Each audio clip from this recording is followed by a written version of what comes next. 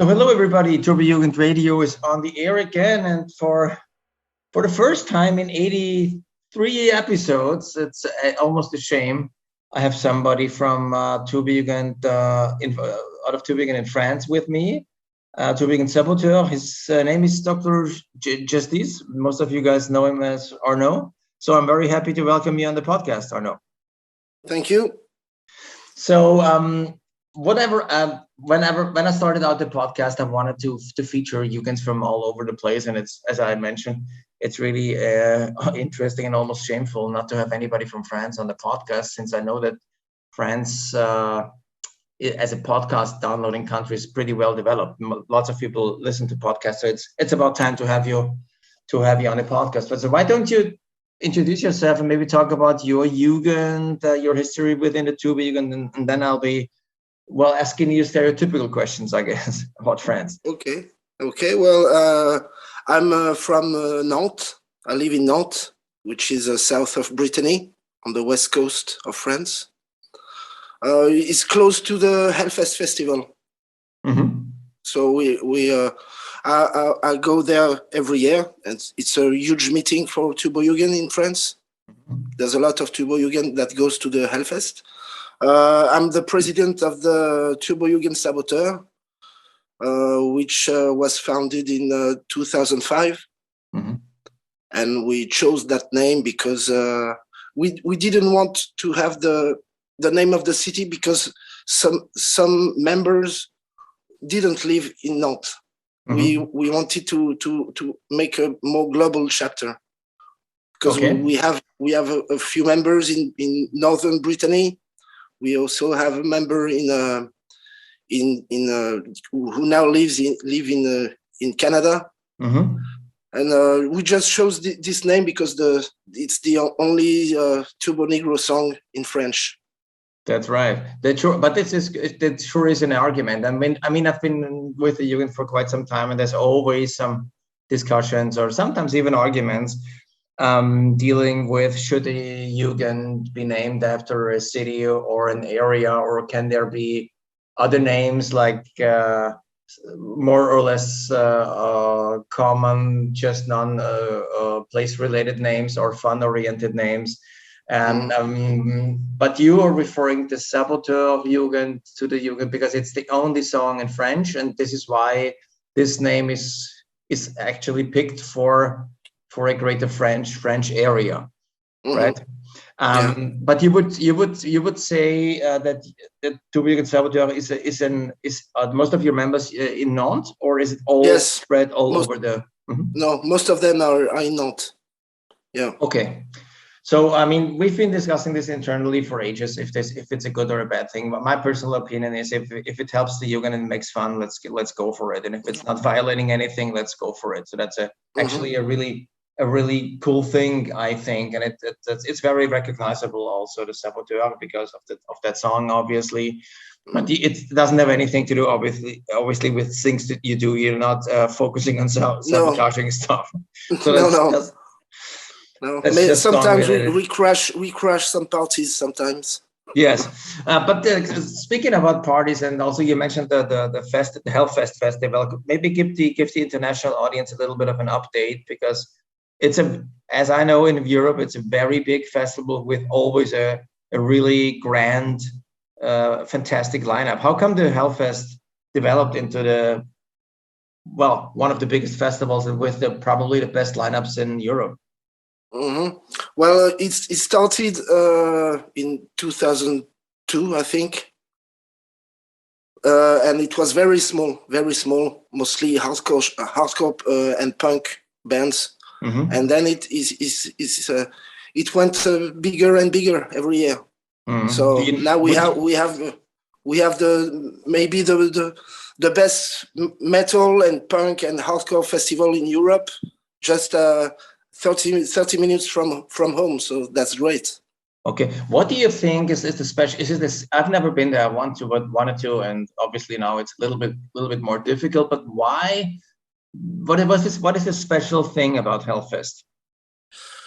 Well, the scenery is awesome. You know, that it's not just it's not like Wacken plastered with billboards and everything. It's really a beautiful festival with art, sculptures, and everything. And I don't know, the atmosphere just feels great. Is it close to the sea? No. It's in the vineyards. It's in the vineyards. Okay. Yeah. Is it also? It's a small rural city, Clisson, about 30 kilometers from Nantes, and the president of Hellfest he is from there, so he wanted to do the festival there, and now the city is famous for that. Yeah. Have you been to Wacken in Germany, the metal festival in the north? Yes, I've been once. How can you compare Wacken to, which is a very established festival with lots of 45-year-old CEOs with Harley Davidsons driving there and being all wild and stuff? I haven't heard anything about Hellfest in the same range, meaning that seemingly there are very cool people there, and it's not too much over commercialized. Yeah, it's less, but well, it tends to become more commercial with every year, but it still have its own personality for a festival. Maybe because of the vineyards and everything, but still a big. Yeah. Whenever you check I can only ask the audience to check out the lineups of all those years, and it's amazing. Also with new upcoming bands, Turbonegro played there, right? Yeah. So really great bands playing at all the time on Hellfest. So I don't know. I couldn't compare it to America because I'm not very familiar with. But it seems like Hellfest is for punk rock and metal is the best festival, and obviously after this 1.5 years now, was it happening this year? Or did they cancel it? Yeah, well, it was canceled this year, last year too. So. Next year it's gonna be a 2-weekend festival. Okay, so it used to be 1 weekend and now it's 2. Yeah. So they make it bigger. Next year it's gonna be 2-weekend festival. So I don't know if I go to the 2 weekends. I don't think so. I'm too old for that. Yes, it hurts. It hurts. I mean, really. But it's only for weekends. You cannot stay there for the whole week, right? No. Yeah, but this is even unhealthier. I mean, the two of us, we're both one of the older members in the Jugend right now. I would say, but this hurts, and we all know and understand that. But that's a very cool place. So thank you for updating us on the Hellfest. You were mentioning also the tons of Jugens in France. How would you describe the last years? In the of Tubi Jugend in France, is it an ongoing process of always new Jugens popping up and hitting the scene, or has it sort of a little bit stopped or decreased the new amounts of Jugens?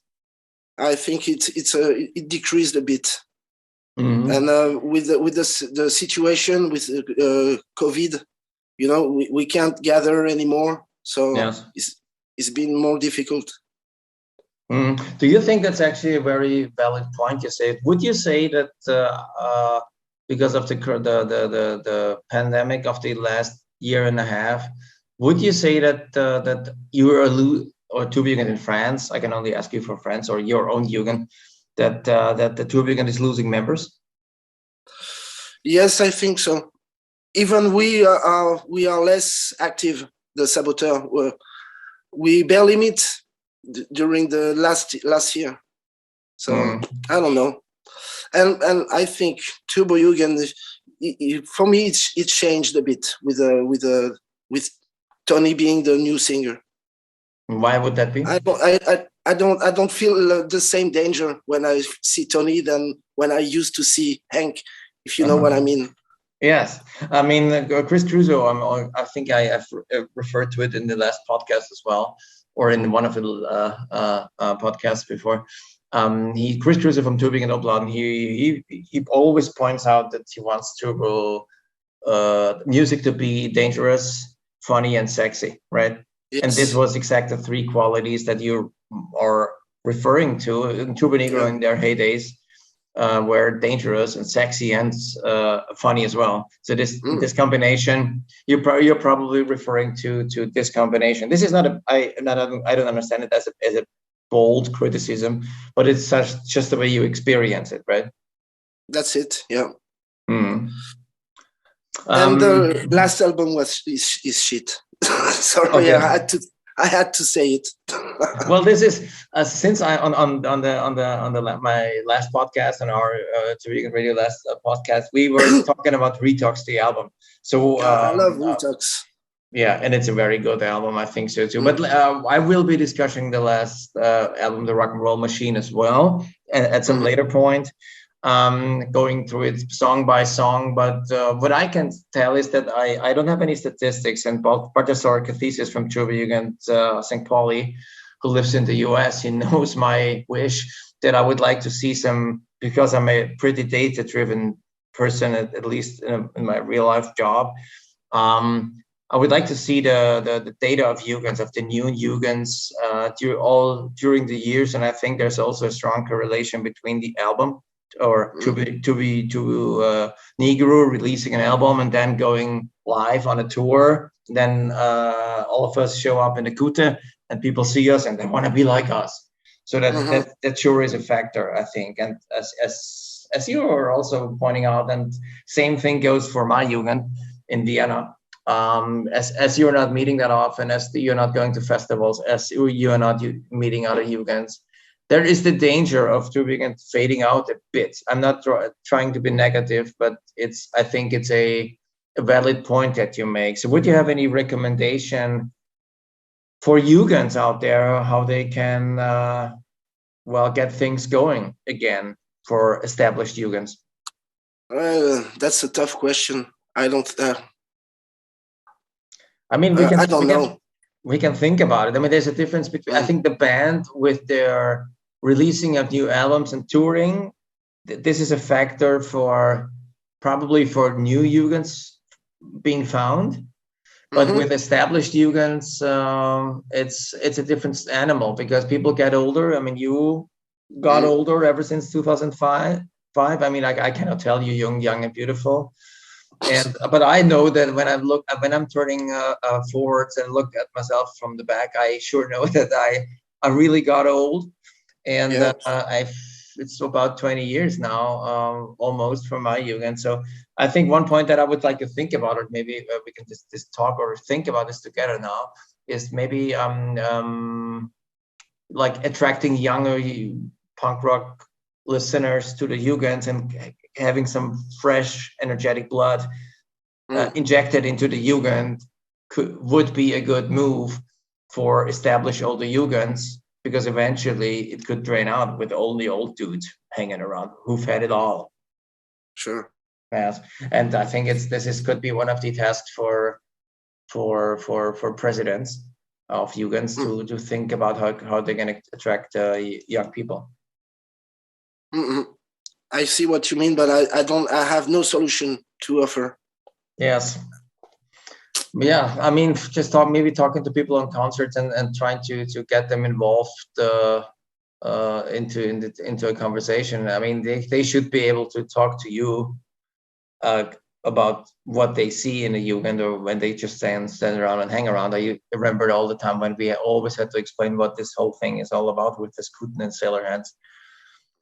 But I mean, this is certainly a topic to think of. How can we strengthen the Jugend from now on, especially with the pandemic giving us a blow and hitting the Jugend also as well, and not the structure, but the quantity of Jugens. But going back to France, one thing, and turning into a more stereotypical questions, which you probably have answered a million times in your life.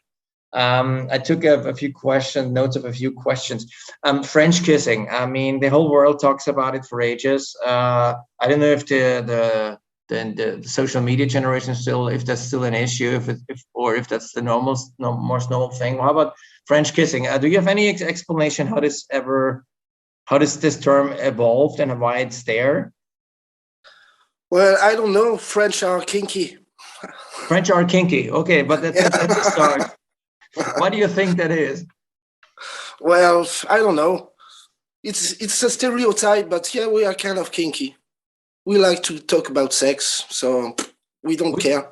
Would you say that to be in France is more open than in other countries because you are, as we all know now, kinky? Maybe happened. But if you call French kissing kinky, well, let's put it into a different perspective. What is the worst? Are there stranger things happening with two of you in France? Things that you see there and not in any other country?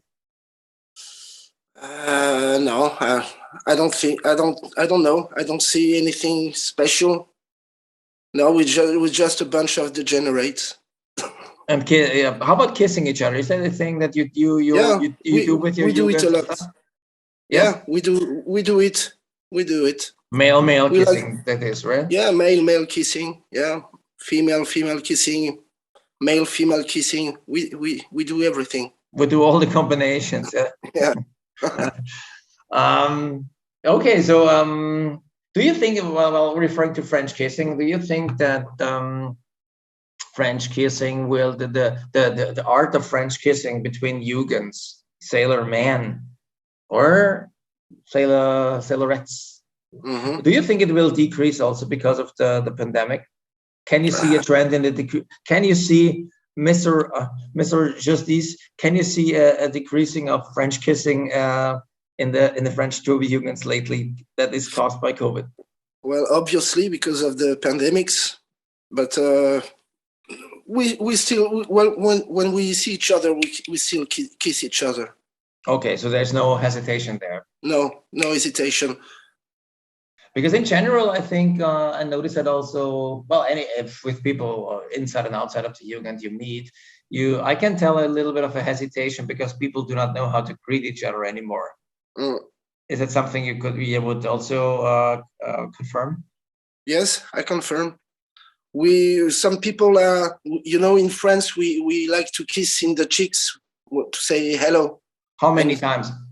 2 times. Not 3? 1 each. Okay, because there's certain countries that kiss 3 times. I don't know why. Yeah, but it depends. Some parts of France is just 1. In Paris, it's 1 or maybe 2. And in the near Strasbourg, I think it's 3. It depends of the region. Where I live, where I live, it's 2. And now people are with the pandemics. Some people are more reluctant to kiss people. Is it also common for like the general French public to kiss when you meet a friend, a male friend, you kiss on both sides of the cheeks? Really? So yes, that's common. Yes. That's totally common because I'm from Vienna, Austria, and I think it's also a very kinky country, which has been documented quite well. But we only kiss cheek with friends, well, with really close friends, otherwise you're not doing it. With male friends, it's only if you're good friend with that person. Yes. But before you used to kiss someone you just met. It's not. It's very common. Also, between is it only the kissing? Only if you met for the first time or you don't know the person really well. It's between men and females. The twice kissing, and with men it's only if you know them really well, right? Yes, that's it. Okay. Yes, this is okay, but I can tell that this is also something. At least in Vienna, Austria, it's also at least with my friends, it's very common to kiss. For at least when we haven't seen each other for a long time, then we kiss both sides of the cheek because we really want to express our love. Because I think it's very manly to be able to do that. By the way. Okay, that's kind of interesting that you are really active in French kissing in the Jugend, and you're not gonna stop. Life has to go on. No, we won't stop. That's a healthy attitude. Stuff I will also I'm also asking on a podcast when I talk to Jugens from different countries is food. I like food, and food is a great thing. And I once had a really well-downloaded podcasts, and I was in Montreal, Canada, and I had a really good conversation. We were in the basement, and we're standing for like five sailors and sailorettes just in front of the toilet there, and we were talking about poutine, which is a French fry related food, which is exceptionally well suited for dealing with a hangover. And my question to you is, think about or tell me about hangover food in France, because French food is obviously really nice and fancy. Is there anything that deals with hangover? Well, I would say oysters. Oysters. Yeah, okay. That's not for everyone, but I would say oysters. It works pretty good. Is that common? Is that commonly known in France? That in Brittany is very common in Brittany. And Brittany being a part of France, yes. Yeah. So with a twist of lemon, oysters are perfect. But you do not cook it. It's just a plain. You open it and then you. Yeah. You open it. You pinch some lemon juice. Yes. And you slurp it. And that helps the hangover. Yeah. Okay, how about anything else? How about, because the stereotypical picture of the French, they eat frogs, right? They eat the thighs and legs of frogs. Is that something that is really that common in France? No. Maybe I ate frogs maybe 3 times in my life. It's not that bad, but it's very cliche to say we eat frogs. It's not common. Yes, and it's not a good hangover food as well, because you have to know that if you talk anything on the podcast, everyone in the world, in the two weekend listening world, I don't want people to run after frogs and eat them if they're drunk. This is something that can happen with the Jugend. That's the way they are. But no, I would definitely not recommend frog legs for a hangover, because it's fried, deep fried with garlic sauce, and no, it's not good for hangover. Okay, but you would recommend jumping into the sea on the next day and try to get you some oysters and put some lemon on it. Oysters are great. Cool. Talking about the oysters. No, I lost my idea. I wanted to go deeper into the oyster stuff, but okay. But this is next to poutine. We have another hint and help for everyone in the Jugend. If you're a hangover, just have an oyster. Yes. Have 12 oysters. 12? Yeah, 12. One oyster is ridiculous. You need to have at least 6, but when you can go up to 12. 12 is a perfect amount. Oh, really? Okay. Yeah. How often do you eat oysters? Once a month. Oh, really? Okay. Yeah. Maybe. Is it an expensive food in France, or is it no? When we're close to the ocean, so it's not expensive. But you never cook them. You always eat them raw, right? You can cook it, but I don't like it. I like it raw and alive. When is at what age do French people learn to eat oyster? From a kid on? Yes, absolutely. It's very common for a Christmas dinner, for New Year's Eve, for special occasions. There's always oysters. Where I live, at least. Okay, so what are the chances of you taking a bucket of oysters to the next Welt to the Jugendtage? Have you considered it? Yes. Or would you be able to? Because we at the Fischmarkt in Hamburg, of course, there should be oysters. I would really think. I've never checked. Have you looked for oysters at the Fischmarkt? No, I don't remember. I can't remember seeing oysters at the Fischmarkt. Yes, but maybe that should be a thing that you should be educating people with at the Welt to the Jugendtage, to educate them on hangover food, and you'll be the teacher of hangover food oyster. With pleasure. You were up for it, right? Yeah, of course. No worries. Cool. Okay, well, I don't know if I joined that because I'm not the best with fish and everything, but I would at least hit me up, and I'll when we prepare the next Welt to the Jugendtage podcast, the oyster learning session will be on it. It's powered by Dr. Justice. Okay. And the organizers will listen to the podcast and they will reserve a slot for you. Okay. Talking about Weltzubejugendtage, talking about music, I'm just wondering, do you know any French band, I mean, that you would recommend for the Jugend to check out because they're so extraordinarily cool and good? Chris Rolling Squad, really great band, you know, high energy rock and roll, really good. They released 2 albums. It's very good. They're still active? Yes. They played a show in Saint-Brieuc for the Tubo Jugend Saint-Brieuc last month. So they're really good. Say the name again, Chris? Chris Rolling Squad. Chris Rolling Squad, right? Yes. Okay. And I'll be happy to feature the one of their songs on the Green Puff at the end of the podcast. So if you can just name one song and then we'll put it on the end. I don't remember the name of the song. Sorry. Yes, we can do that later. And I just put it on. So yes, they should be listening to that. If it's a cool high energy rock and roll band, just listen to it and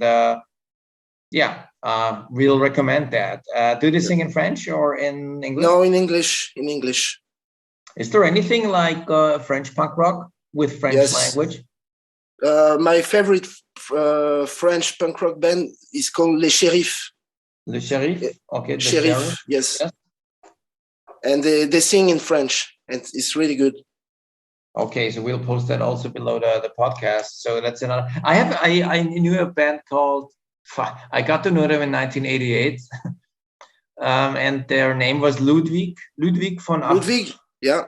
Ludwig von 88 or 80. What is that? 88. Oui, Ludwig von 88. Yes. What do you think about them? It was fun. It was fun punk, right? It was a fun punk band, yeah. Yes, but they not my cup of tea, I would say. Okay.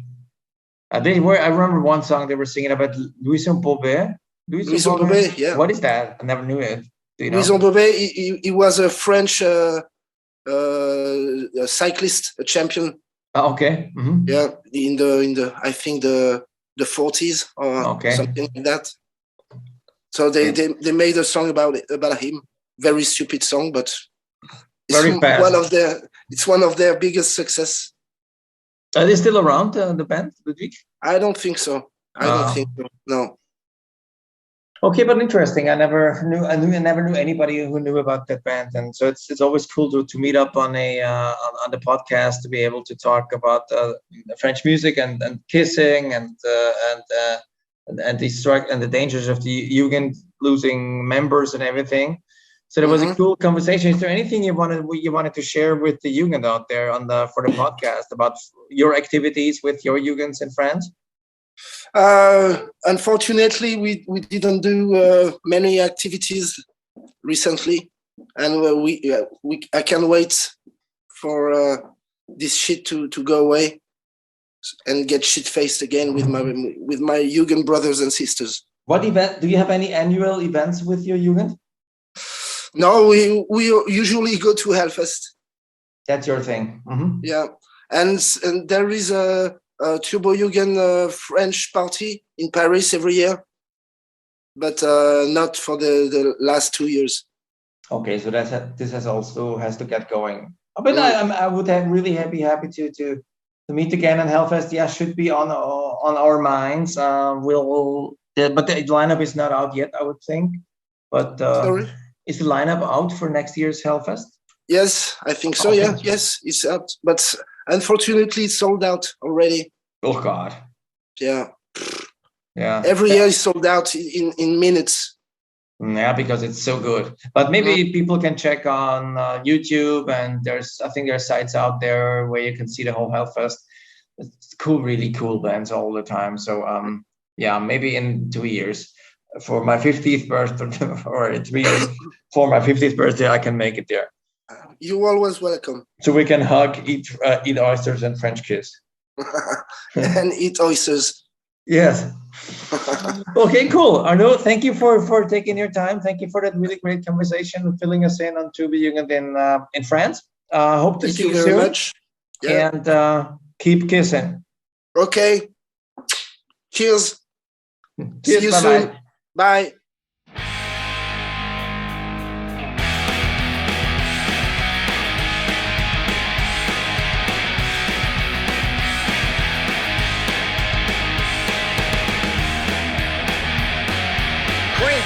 Presented by So Dr. Justice from TJ Saboteur in a conversation with the TJ Radio, and he also mentioned that there is really good punk rock going on in the country of France. We were mentioning it, as said, and we're going to be presenting you a cream puff by a band from La Roche-sur-Yon in France. Off their 2019 album Spitfire. The band is called the Chris Rolling Squad, and they play a pretty well-known and well-liked in the Tuba Jugend, I would say, style of rock and roll, basically. They refer to their music itself as the missing link between Bo Diddley and Slayer. Well, I don't know about Slayer, but I sure know about good music, and I sure know about bands like The Boatsman and all the bands from this niche of punk rock music. So I'm very happy and proud to present to you Dr. Justice, recommendation of French punk rock. The song goes by the name of The Life You Waited For, and the band again, enjoy the Chris Rock.